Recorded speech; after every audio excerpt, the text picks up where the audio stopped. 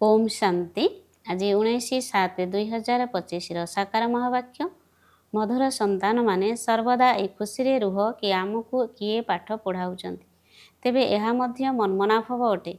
तुमे माने एथिपाई खुशी हेउछ जे काली आमे पत्थर बुद्धि थिलु, आज पारस बुद्धि होई जाइछु।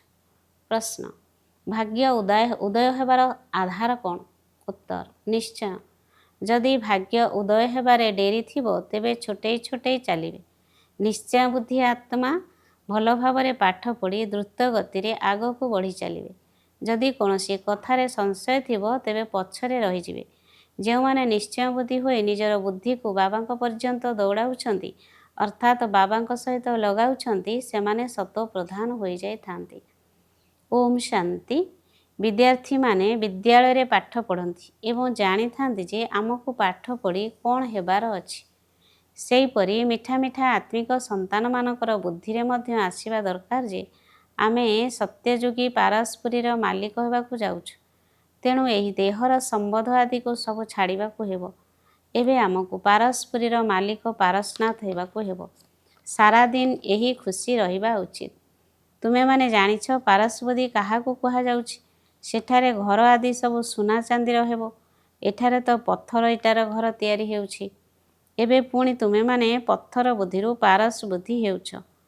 तेबे बाबा एठाकु आसिले ही पत्थर बुद्धिरु पारस बुद्धि कराइबे ना। तुमे माने एठारे बसीछ एवं जानिछ जे आमर स्कूल सबुठारु उच्च। एही स्कूल ठारु बड़ स्कूल आउ नाही। एही स्कूल रु तुमे माने कोटि कोटि पद्म भाग्यशाली विश्वर मालिक हेउछ। तेणु तुम संतान मानक भितरे केते खुशी रहिबा उचित। यही पत्थर पुरीरु पारस्परी को जीवा पाई एहा हेउछि पुरुषोत्तम संगम युग। काली पत्थर बुद्धि थिलो, आज पारस बुद्धि हेउछ। एही सबु कथा बुद्धि रे रहिले मध्य मनमनाभव अटे। पाठ पढ़ाइबा पाई स्कूल को शिक्षक माने आसी थांती। छात्र मानक मनरे मध्य रही थाए एही शिक्षक आसीबे। तुमे संतान माने मध्य जानिछ आमर शिक्षक हेले स्वयं भगवान। से आमको स्वर्गर मालिक करछंती। तेणु निश्चय संगम युगरे ही आसीबे। एबे तुमे माने जानुछ मनुष्य माने डाकी चलीछंती एवं से ही सृष्टि को आसी गलेनी। कल्प पूर्वरु मध्य एपरि होइथिला। सेथिपाई शास्त्र रे लेखा जाइछि विनाश काले विपरीत बुद्धि। काहेकि ना सेमाने हेले पत्थर बुद्धि। तुम मानकर विनाश काले प्रीति बुद्धि हेउछि। तुम मानकर बुद्धि एबे पारस हेउछि। तेबे एहीपरि कौनसी उपाय बाहर करिबा उचित जहा द्वारा मनुष्य तुरंत बुझिजिबे। एठाकु तो बहुतंकु नेई आसुछंती तथापि कहउचंती शिव बाबा ब्रह्मांक शरीर माध्यम किपरि पाठ पढ़ाउथिबे, किपरि आसुथिबे, किछि हेले बुझु नाहांती। एते सबु सेंटर को आसुछंती तेबे एमाने निश्चय बुद्धि अटंती ना। समस्ते कहउचंती शिव भगवान उवाच एवं से शिव बाबा ही समस्तंकर पिता अटंती। कृष्ण को समस्तंकर पिता कुहाजिबो नाही। एथिरे द्वंद्वर कौनसी कथा नाही। किंतु जदि भाग्य डेरी रे खोलिबार थिबो तेबे छोटे छोटे चलिबे। कम पाठुआ को कुहाजाए ये छोटाउछि। जो माने संशय बुद्धि सेमाने पछरे रहिजिबे। निश्चय बुद्धि भल भावरे पाठ पढ़ी आगो को द्रुत गति रे बढ़ी चलिबे। बाबा केते सरल भावरे बुझाउचंती। जेपरि पिला माने दौड़ प्रतियोगिता रे दौड़ी दौड़ी चिन्ह पर्यंत जाई पुणी फेरी आसंती। बाबा मध्य कहउचंती जेते जल्दी बुद्धि को शिव बाबांक पाखकु दौड़ाबो सेते जल्दी सतो प्रधान होई जिवो। जो माने एठारे बहुत भल भावरे बुझुचंती तीर भी लागुछि किंतु एठारु बाहर को गले तो सब समाप्त होई जाउछि। बाबा ज्ञानर इंजेक्शन लगाउछंती तेबे तार निशा मध्य चढ़िबा दरकार ना, किंतु चढ़ु ही नाही। एठारे ज्ञान अमृतर पियाला पियाउछंती तेणु तार प्रभाव रहुछि, निशा चढ़ुछि। बाहर को गले पुणी भूली जाउछंती। पिला माने जानिछंती ज्ञान सागर पतित पावन सद्गति दाता मुक्ति दाता एकमात्र बाबा ही अटंती।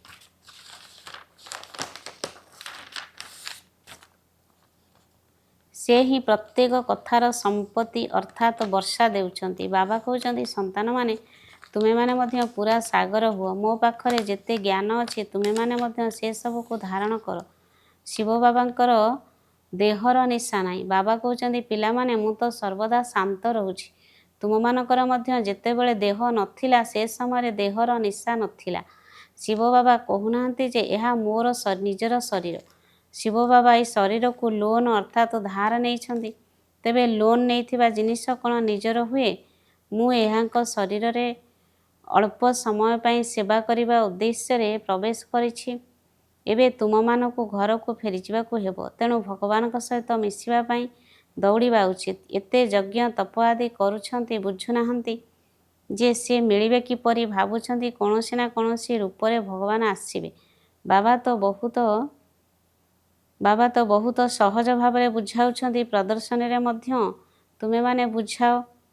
ସତ୍ୟଯୁଗ ତ୍ରେତାଯୁଗର ଆୟୁଷ ମଧ୍ୟ ଲେଖାଯାଇଛି। ଏଥିରେ 2500 ବରଷ ପର୍ଯ୍ୟନ୍ତ ବିଲକୁଲ ଠିକ୍ ଅଛି। ସୂର୍ଯ୍ୟବଂଶୀମାନଙ୍କ ପରେ ପରେ ପୁଣି ଚନ୍ଦ୍ରବଂଶୀରେ ଆସିଥାନ୍ତି। ପୁଣି ଦେଖାଅ, ଯେବେଠାରୁ ରାବଣ ରାଜ୍ୟ ଆରମ୍ଭ ହେଲା, ଭାରତ ପତିତ ହେବାକୁ ଲାଗିଲା। ଦ୍ୱାପର ଯୁଗ ଏବଂ କଳି ଯୁଗରେ ରାବଣ ରାଜ୍ୟ ଆରମ୍ଭ ହେଲା, ଯାହାର ତିଥି ତାରିଖ ସବୁ ଏଥିରେ ଲେଖାଯାଇଛି। ମଝିରେ ରହିଛି ସଙ୍ଗମ ଯୁଗ।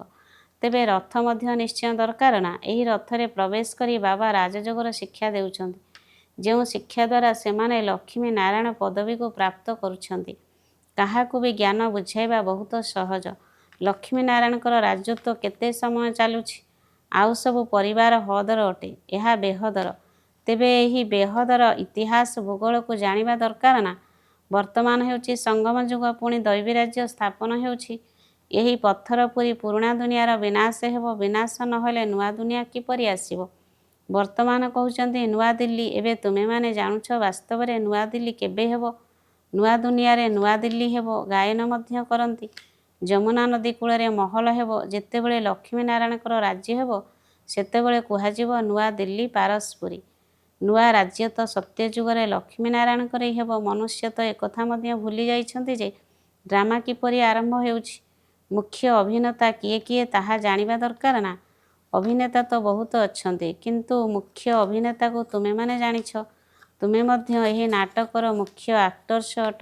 ସବୁଠାରୁ ମୁଖ୍ୟ ପାର୍ଟ ତୁମେମାନେ କରୁଛ। ତୁମେମାନେ ଆତ୍ମିକ ସମାଜସେବକ ଅଟ। ବାକି ସବୁ ଶାରୀରିକ ସମାଜସେବକ ଅଟନ୍ତି। ତୁମେମାନେ ଆତ୍ମାକୁ ବୁଝାଉଛ। ଆତ୍ମା ହିଁ ଏଠାରେ ପାଠ ପଢ଼ୁଛି। ମନୁଷ୍ୟ ଭାବୁଛନ୍ତି ଶରୀର ପଢ଼ୁଛି। ଏ କଥା କାହାକୁ ମଧ୍ୟ ଜଣା ନାହିଁ କି ଆତ୍ମା ହିଁ କର୍ମେନ୍ଦ୍ରିୟ ଦ୍ୱାରା ପଢ଼ୁଛି। ବାରିଷ୍ଟର ଆଦି ମୁଁ ଆତ୍ମା ହେଉଛି। ଏବେ ବାବା ଆମକୁ ପାଠ ପଢ଼ାଉଛନ୍ତି। ସଂସ୍କାର ମଧ୍ୟ ଆତ୍ମାରେ ରହୁଛି। ଆତ୍ମା ହିଁ ସଂସ୍କାର ନେଇକରି ଯିବ।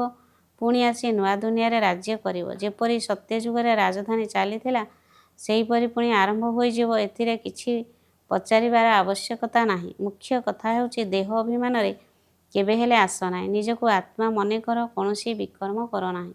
ଯୋଗଯୁକ୍ତ ହୋଇ ରୁହ, ନଚେତ୍ ଗୋଟିଏ ବିକର୍ମର ବୋଝ 100 ଗୁଣା ହୋଇଯିବ। ହାଡ଼ଗୋଡ଼ ଏକଦମ ଭାଙ୍ଗିଯିବ। ଏଥିରେ ପୁଣି ମୁଖ୍ୟ ବିକାର ହେଉଛି କାମ। କେହି କେହି କହୁଛନ୍ତି ପିଲାମାନେ ହଇରାଣ କରୁଛନ୍ତି, ପୁଣି ସେମାନଙ୍କୁ ମାରିବାକୁ ପଡ଼ୁଛି। ଏଥିରେ ପଚାରିବାର କୌଣସି କଥା ନାହିଁ। ଏହାକୁ ଛୋଟ ପଇସାକର ପାପ କୁହାଯିବ। ତୁମମାନଙ୍କ ମୁଣ୍ଡ ଉପରେ ତ ଜନ୍ମ ଜନ୍ମାନ୍ତରର ପାପ ରହିଛି। ପ୍ରଥମେ ତାକୁ ତ ଭସ୍ମ କର। ବାବା ପବିତ୍ର ହେବାର ବହୁତ ସହଜ ଉପାୟ ବତାଉଛନ୍ତି। ତୁମେମାନେ ଏକମାତ୍ର ବାବାଙ୍କ ସ୍ମରଣ ଦ୍ୱାରା ପାବନ ହୋଇଯିବ। ଭଗବାନ ଉବାଚ, ମୁଁ ତୁମ ଆତ୍ମାମାନଙ୍କ ସହିତ କଥାବାର୍ତ୍ତା ହେଉଛି। ଅନ୍ୟ କୌଣସି ମନୁଷ୍ୟ ଏକଥା ବୁଝିପାରିବେ ନାହିଁ। ସେମାନେ ତ ନିଜକୁ ଶରୀର ହିଁ ଭାବୁଛନ୍ତି। ବାବା କହୁଛନ୍ତି ମୁଁ ତୁମ ଆତ୍ମାମାନଙ୍କୁ ବୁଝାଉଛି। ଗାୟନ ମଧ୍ୟ କରାଯାଏ। ଆତ୍ମା ଏବଂ ପରମାତ୍ମାଙ୍କର ମେଳା ଲାଗୁଛି। ଏଥିରେ କୌଣସି ଶବ୍ଦ ଝାଞ୍ଜ କୀର୍ତ୍ତନ ଆଦି କରିବାର ନାହିଁ। ଏହା ତ ହେଉଛି ପାଠପଢ଼ା। ଦୂର ଦୂରରୁ ବାବାଙ୍କ ପାଖରୁ ଆସୁଛନ୍ତି ଯେଉଁମାନେ ନିଶ୍ଚୟ ବୁଦ୍ଧି ହୋଇଥିବେ, ଆଗକୁ ସେମାନଙ୍କୁ ବହୁତ ଆକର୍ଷଣ ହେବ। ଏବେ କାହାକୁ ଏତେ ଆକର୍ଷଣ ହେଉନାହିଁ, କାହିଁକି ନା ଯୋଗ କରୁନାହାନ୍ତି। ଯେପରି ଯାତ୍ରାରୁ ଯେତେବେଳେ ଘରକୁ ଫେରିଥାନ୍ତି, ଘର ପାଖରେ ପହଞ୍ଚିଲେ ଘର ମନେ ପଡ଼ିଯାଇଥାଏ। ପିଲାମାନେ ମନେ ପଡ଼ିଥାନ୍ତି। ଘରେ ପହଞ୍ଚିବା ମାତ୍ରେ ଖୁସିରେ ଆସି ମିଶିଥାନ୍ତି। ଖୁସି ଦ୍ୱିଗୁଣିତ ହୋଇଯାଏ। ପ୍ରଥମେ ପ୍ରଥମେ ସ୍ତ୍ରୀ ମନେ ପଡ଼ିବ, ପୁଣି ପିଲାଛୁଆ ଆଦି ମନେ ପଡ଼ିବେ। ସେହିପରି ତୁମମାନଙ୍କୁ ଘର ପରମଧାମ ମନେ ପଡ଼ିବ। ମନେ ପଡ଼ିଯିବ ଯେ ଆମେ ଘରକୁ ଯାଉଛୁ। ସେଠାରେ କେବଳ ବାବା ଏବଂ ସନ୍ତାନମାନେ ହିଁ ରହିଥାନ୍ତି। ତେବେ ଡବଲ ଖୁସି ହେଉଛି ଯେ ଶାନ୍ତିଧାମ ଘରକୁ ଯିବୁ, ପୁଣି ରାଜଧାନୀକୁ ଆସିବୁ। ବାସ୍, ଏବେ କେବଳ ବାବାଙ୍କୁ ମନେ ପକାଇବାକୁ ହେବ। ବାବା କହୁଛନ୍ତି ମନ୍ମନା ଭବ। ନିଜକୁ ଆତ୍ମା ନିଶ୍ଚୟ କରି ବାବା ଏବଂ ବର୍ଷାକୁ ମନେ ପକାଅ। ବାବା ତୁମମାନଙ୍କୁ ଗୁଲଗୁଲ ଅର୍ଥାତ୍ ଫୁଲ ସଦୃଶ କରି ନୟନରେ ବସାଇ ସାଥିରେ ନେଇଯିବେ। ଏଥିରେ ଟିକିଏ ହେଲେ ବି କଷ୍ଟ ନାହିଁ। ଯେପରି ମଶାମାନଙ୍କର ଦଳ ଯାଇଥାଏ ନା, ତୁମେ ଆତ୍ମାମାନେ ମଧ୍ୟ ଏହିପରି ବାବାଙ୍କ ସହିତ ଯିବ। ପବିତ୍ର ହେବା ପାଇଁ ତୁମେମାନେ ବାବାଙ୍କୁ ସ୍ମରଣ କରୁଛ, ଘର ଅର୍ଥାତ୍ ପରମ ଧାମକୁ ନୁହେଁ। ବାବାଙ୍କର ଦୃଷ୍ଟି ପ୍ରଥମେ ପ୍ରଥମେ ଗରିବ ସନ୍ତାନମାନଙ୍କ ଉପରେ ପଡ଼ୁଛି। ବାବା ଦୀନବନ୍ଧୁ ଅଟନ୍ତି ନା? ତୁମେ ମଧ୍ୟ ଗାଁକୁ ସେବା କରିବାକୁ ଯାଉଛ। ବାବା କହୁଛନ୍ତି, ମୁଁ ମଧ୍ୟ ତୁମମାନଙ୍କର ଗାଁକୁ ଅର୍ଥାତ୍ ଏ ଦୁନିଆକୁ ପାରସ୍ପରି କରୁଛି। ବର୍ତ୍ତମାନ ତ ଏହା ନର୍କ, ପୁରୁଣା ଦୁନିଆ ଅଟେ। ଏହାକୁ ନିଶ୍ଚୟ ଭାଙ୍ଗିବାକୁ ପଡ଼ିବ। ନୂଆ ଦୁନିଆରେ, ନୂଆ ଦିଲ୍ଲୀ ସତ୍ୟଯୁଗରେ ହିଁ ହେବ। ସେଠାରେ ରାଜ୍ୟ ମଧ୍ୟ ତୁମମାନଙ୍କର ହେବ। ଏବେ ତୁମମାନଙ୍କର ନିଶା ଚଢ଼ୁଛି ଯେ ଯେପରି କଳ୍ପ ପୂର୍ବରୁ ଥିଲା, ଆମେ ସେହିପରି ପୁନର୍ବାର ରାଜଧାନୀ ସ୍ଥାପନ କରିବୁ। ଏପରି କୁହାଯିବ ନାହିଁ ଯେ ଆମେ ଏପରି ଘର ତିଆରି କରିବୁ। ନା, ତୁମେମାନେ ସେଠାକୁ ଗଲେ ସ୍ୱତଃ ତିଆରି କରିବାରେ ଲାଗିପଡ଼ିବ। କାହିଁକି ନା ଆତ୍ମାରେ ସେହି ପାର୍ଟ ସବୁ ଭରି ହୋଇ ରହିଛି। ଏଠାରେ କେବଳ ପାଠ ପଢ଼ିବାର ପାର୍ଟ ରହିଛି। ସେଠାରେ ସ୍ୱତଃ ତୁମମାନଙ୍କର ବୁଦ୍ଧିରେ ଆସିବ ଯେ ଆମେ ଏହିପରି ମହଲ ତିଆରି କରିବୁ। ଯେପରି କଳ୍ପ ପୂର୍ବରୁ କରିଥିଲେ ସେହିପରି କରିବାରେ ଲାଗିପଡ଼ିବେ। ଆତ୍ମାରେ ସେହି ସଂସ୍କାର ପୂର୍ବରୁ ହିଁ ନିର୍ଦ୍ଧାର୍ଯ୍ୟ ହୋଇ ରହିଛି। ତୁମେମାନେ ସେହି ମହଲ ତିଆରି କରିବ, ଯେଉଁ ମହଲରେ ତୁମେମାନେ କଳ୍ପ କଳ୍ପ ରହି ଆସିଛ। ଏହି କଥାକୁ ନୂଆମାନେ କେହି ବୁଝିପାରିବେ ନାହିଁ। ଏକଥା ତୁମେମାନେ ଜାଣୁଛ ଯେ ଆମେ ଆସି ନୂଆ ନୂଆ ପଏଣ୍ଟ ଶୁଣି ରିଫ୍ରେଶ ଅର୍ଥାତ୍ ସତେଜ ହୋଇଯାଉଛୁ। ଦିନକୁ ଦିନ ନୂଆ ନୂଆ ପଏଣ୍ଟସ୍ ବାହାରୁଛି, ତାହା ମଧ୍ୟ ଡ୍ରାମାରେ ନିର୍ଦ୍ଧାର୍ଯ୍ୟ ହୋଇ ରହିଛି। ବାବା କହୁଛନ୍ତି, ସନ୍ତାନମାନେ, ମୁଁ ଏହି ବଳଦ ଅର୍ଥାତ୍ ରଥରେ ସର୍ବଦା ସବାରି କରିବି। ଏଥିରେ ମୋତେ ସୁଖ ମିଳୁନାହିଁ। ମୁଁ ତ ତୁମ ସନ୍ତାନମାନଙ୍କୁ ପାଠ ପଢ଼ାଇବାକୁ ଆସୁଛି। ଏପରି ନୁହେଁ ଯେ ମୁଁ ସର୍ବଦା ବଳଦ ଉପରେ ସବାରି କରି ବସିଛି। ରାତିଦିନ କ'ଣ ବଳଦ ଉପରେ ବସିଥାନ୍ତି କି? ତାଙ୍କର ତ ସେକେଣ୍ଡରେ ଯିବା ଆସିବା ହୋଇଥାଏ। ସର୍ବଦା ବସିବାର କାଇଦା ହିଁ ନାହିଁ। ବାବା କେତେ ଦୂରରୁ ପାଠ ପଢ଼ାଇବା ପାଇଁ ଆସୁଛନ୍ତି। ତାହା ତ ହେଉଛି ତାଙ୍କର ଘର ନା। ସାରାଦିନ ଶରୀରରେ ତ ରହିବେ ନାହିଁ, ସେଥିରେ ତାଙ୍କୁ ସୁଖ ମିଳେ ନାହିଁ। ଯେପରି ପିଞ୍ଜରାରେ ଶୁଆ ବନ୍ଧନରେ ରହିଥାଏ। ତୁମମାନଙ୍କୁ ବୁଝାଇବା ପାଇଁ ମୁଁ ଏହାକୁ ଲୋନ୍ ନେଉଛି। ତୁମେମାନେ କହୁଛ, ଜ୍ଞାନର ସାଗର ବାବା ଆମକୁ ପାଠ ପଢ଼ାଇବା ପାଇଁ ଆସୁଛନ୍ତି, ତେଣୁ ଖୁସିରେ ଲୋମ ଟାଙ୍କୁରି ଉଠିବା ଉଚିତ। ଏହି ଖୁସି କମ୍ ହେବା ଉଚିତ ନୁହେଁ। ଏହି ଧନୀ ଅର୍ଥାତ୍ ବ୍ରହ୍ମା ବାବା ତ ସ୍ଥାୟୀ ଭାବରେ ବସିଛନ୍ତି। ଗୋଟିଏ ବଳଦ ଉପରେ କ'ଣ ଦୁଇଟା ସବାରି ସର୍ବଦା ହୋଇପାରିବ କି? ଶିବ ବାବା ନିଜ ଧାମରେ ରହୁଛନ୍ତି, ଏଠାକୁ ଆସୁଛନ୍ତି। ତାଙ୍କୁ ଆସିବାରେ ଆଦୌ ସମୟ ଲାଗୁନାହିଁ। ରକେଟ୍ ଦେଖ କେତେ ତୀବ୍ର ବେଗରେ ଯାଉଛି। ଆୱାଜଠାରୁ ମଧ୍ୟ ତୀବ୍ର। ଆତ୍ମା ମଧ୍ୟ ବହୁତ ଛୋଟ ରକେଟ୍ ଅଟେ। ଆତ୍ମା କିପରି ଯାଉଛି? ଏଠାରୁ ତୁରନ୍ତ ଲଣ୍ଡନକୁ ଚାଲିଯାଉଛି। ସେଥିପାଇଁ 1 ସେକେଣ୍ଡରେ ଜୀବନ ମୁକ୍ତିର ଗାୟନ ରହିଛି ନା। ବାବା ନିଜେ ମଧ୍ୟ ରକେଟ୍ ଅଟନ୍ତି। କହୁଛନ୍ତି, ମୁଁ ତୁମମାନଙ୍କୁ ପାଠ ପଢ଼ାଇବା ପାଇଁ ଆସୁଛି, ପୁଣି ନିଜ ଘରକୁ ଚାଲିଯାଉଛି। ଏହି ସମୟରେ ମୁଁ ବହୁତ ବ୍ୟସ୍ତ ରହୁଛି। ମୁଁ ଦିବ୍ୟ ଦୃଷ୍ଟି ଦାତା ଅଟେ, ତେଣୁ ଭକ୍ତମାନଙ୍କୁ ମଧ୍ୟ ଖୁସି ରାଜି କରାଇବାକୁ ପଡ଼ିବ। ତୁମମାନଙ୍କୁ ମଧ୍ୟ ପାଠ ପଢ଼ାଉଛି। ଭକ୍ତମାନଙ୍କର ମନ ହେଉଛି ସାକ୍ଷାତକାର ହେଉ ବା କିଛି ନା କିଛି ଭିକ ମାଗୁଛନ୍ତି। ସବୁଠାରୁ ଅଧିକ ଭିକ ଜଗଦମ୍ବାକୁ ମାଗୁଛନ୍ତି। ତୁମେ ଜଗଦମ୍ବା ଅଟ ନା? ତୁମେମାନେ ବିଶ୍ୱ ରାଜତ୍ୱର ଭିକ ଦେଉଛ। ଗରିବମାନଙ୍କୁ ଭିକ ମିଳିଥାଏ ନା? ଆମେ ମଧ୍ୟ ଗରିବ ଅଟୁ। ସେଥିପାଇଁ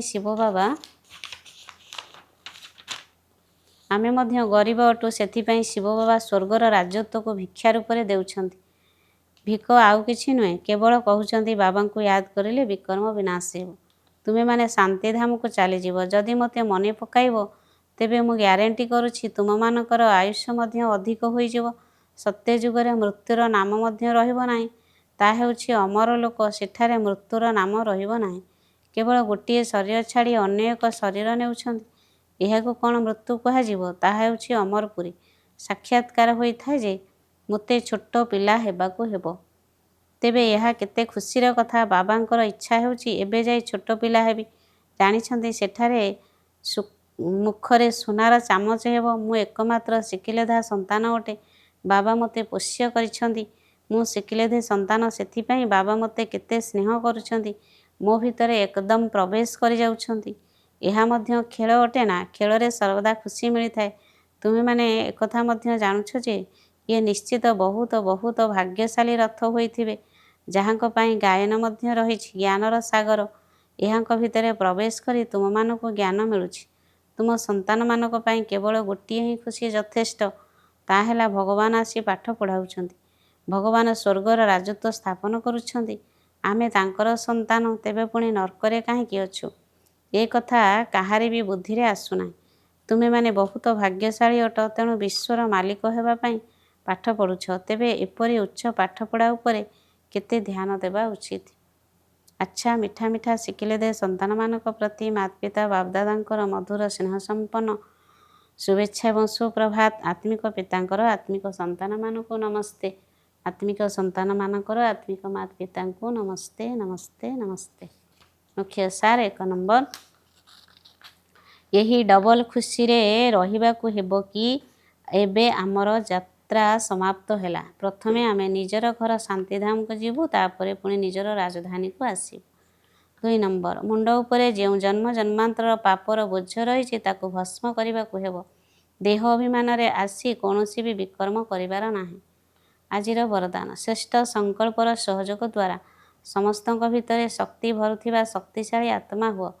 ସଦା ଶକ୍ତିଶାଳୀ ଭବର ବରଦାନ ପ୍ରାପ୍ତ କରି ସର୍ବାତ୍ମାଙ୍କ ମଧ୍ୟରେ ଶ୍ରେଷ୍ଠ ସଂକଳ୍ପ ଦ୍ୱାରା ଶକ୍ତି ଭରିବାର ସେବା କର। ଯେପରି ଆଜିକାଲି ସୂର୍ଯ୍ୟର ଶକ୍ତିକୁ ଜମା କରି ଅନେକ କାର୍ଯ୍ୟ ସଫଳ କରିପାରୁଛନ୍ତି, ସେହିପରି ନିଜର ଶ୍ରେଷ୍ଠ ସଂକଳ୍ପର ଶକ୍ତି ଏତେ ପରିମାଣରେ ଜମା ହେଉ ଯାହାକି ଅନ୍ୟମାନଙ୍କର ସଂକଳ୍ପରେ ମଧ୍ୟ ଶକ୍ତି ଭରି ଦେଇପାରିବ। ଏହି ସଂକଳ୍ପ ଇଞ୍ଜେକ୍ସନ ଭଳି କାମ କରିବ। ଏହାଦ୍ୱାରା ମନର ବୃତ୍ତିରେ ଶକ୍ତିର ସଞ୍ଚାର ହୋଇଥାଏ। ତେଣୁ ଏବେ ନିଜର ଶ୍ରେଷ୍ଠ ଭାବନା ବା ଶ୍ରେଷ୍ଠ ସଂକଳ୍ପ ଦ୍ୱାରା ପରିବର୍ତ୍ତନ କରିବାର ସେବାର ଆବଶ୍ୟକତା ରହିଛି।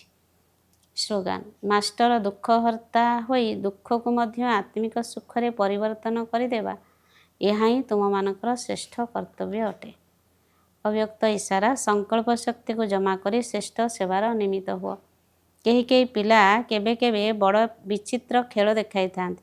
ସେମାନଙ୍କ ଭିତରେ ବ୍ୟର୍ଥ ସଂକଳ୍ପର ପ୍ରବାହ ଏତେ ଜୋରରେ ଆସିଥାଏ ଯାହାକୁ ସେମାନେ ନିୟନ୍ତ୍ରଣ କରିପାରନ୍ତି ନାହିଁ ଏବଂ ସେହି ସମୟରେ କୁହନ୍ତି, କ'ଣ କରିବି, ହୋଇଗଲା ନା।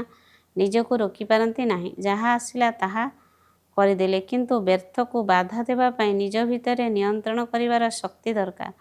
ଯେପରି ଗୋଟିଏ ସମର୍ଥ ସଂକଳ୍ପର ଫଳ ପଦମଗୁଣା ହୋଇ ପ୍ରାପ୍ତି ହେଉଛି, ସେହିପରି ଗୋଟିଏ ବ୍ୟର୍ଥ ସଂକଳ୍ପର ହିସାବ କିତାବ, ଉଦାସ ହେବା, ନିରାଶ ହେବା ବା ଖୁସି ହଜିଯିବା, ଏହା ମଧ୍ୟ ଗୋଟିଏର ବହୁତ ଗୁଣାର ହିସାବରେ ଅନୁଭବ ହୋଇଥାଏ।